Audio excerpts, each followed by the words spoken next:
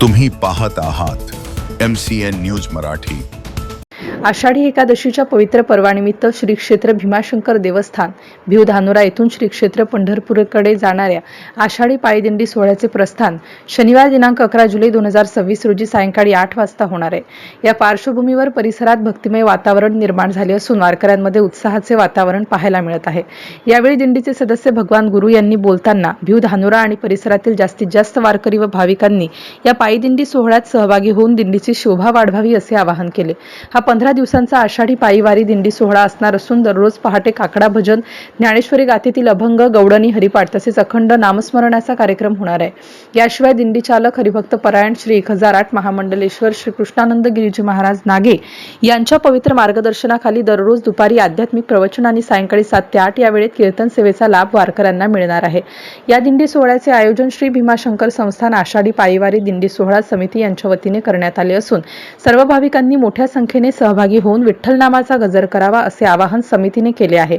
यावेळी दिंडी कमिटीचे अध्यक्ष अण्णासाहेब उत्तम चव्हाण, उपाध्यक्ष जनार्दन बाबूराव चव्हाण, सचिव रामकिसन शंकरराव चव्हाण, सदस्य दादासाहेब भिवा चव्हाण, रायभान लांडे, अंकुश चव्हाण, शेषराव चव्हाण, मोहन चव्हाण, ज्ञानेश्वर चव्हाण, गोरख चव्हाण, अनिल नागे, सखाराम चव्हाण तसेच दिंडी कमिटीचे पदाधिकारी, समस्त ग्रामस्थ, वारकरी आणि भजनी मंडळ मोठ्या संख्येने उपस्थित होते। आषाढी वारी म्हणजे महाराष्ट्राच्या संत परंपरेचा आणि वारकरी संप्रदायाच्या अखंड भक्तीचा उत्सव। त्यामुळे या पवित्र दिंडी सोहळ्यात सहभागी होऊन विठ्ठल रखुमाईच्या नामस्मरणाचा लाभ घ्यावा असे आवाहन आयोजकांनी केले आहे। MCN न्यूज मराठीसाठी मंगेश निकम, नेवासा। पायदिंडी सोहळा भिव धानोरा इथून उद्या सकाळी 11 जुलै रोजी 8 वाजता निघणार आहे। तरी सर्व गावकऱ्यांना व पंचक्रोशीतील सर्व भावी भक्तांना भीमाशंकर संस्थांतर्फे विनंती आहे की जास्तीत जास्त संख्येने या दिंडी सोहळ्यामध्ये उपस्थित व्हावं आणि दिंडीची शोभा वाढवावी।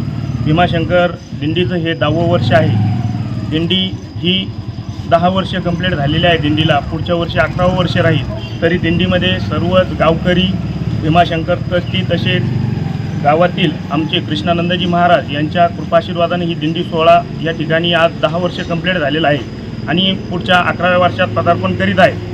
तरी सर्व गावकऱ्यांना व भावी भक्तांना नम्रतेची व कळकळीची विनंती की जास्तीत जास्त संख्येने या दिंडी सोहळ्यामध्ये उपस्थित राहावं व दिंडीची शोभा वाढवावी। रामकृष्ण हरी। रामकृष्ण हरी। आषाढी वारी पायदिंडी सोहळा भीमाशंकर संस्थान श्री क्षेत्र पंढरपूर या सोहळ्याला आज 10 वर्ष पूर्ण होत आहे आणि उद्या सकाळी 11 जुलै रोजी आमचं प्रस्थान होणार आहे। तर गावातील सर्व नागरिक तसेच भीमाशंकर संस्थानचे सर्व सदस्य तसेच पायदिंडी सोहळ्याचे सर्व सदस्य व ग्रामस्थ मंडळी हे सर्व भाविक बहुसंख्येने उपस्थित राहतील।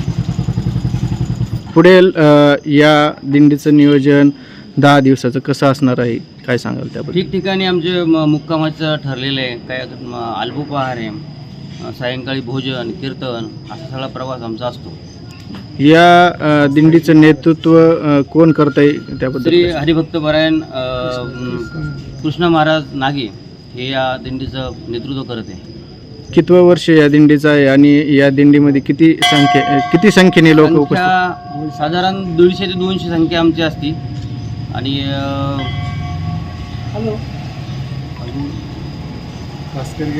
भास्करी महाराज यांच्या आशीर्वादाने इथे आमची चालू झालेली आहे। तरी जास्तीत जास्त भाविकांनी या दिंडीमध्ये सहभाग घ्यावा अशी ग्रामस्थांच्या वतीनं सर्वांना विनंती करण्यात येत आहे।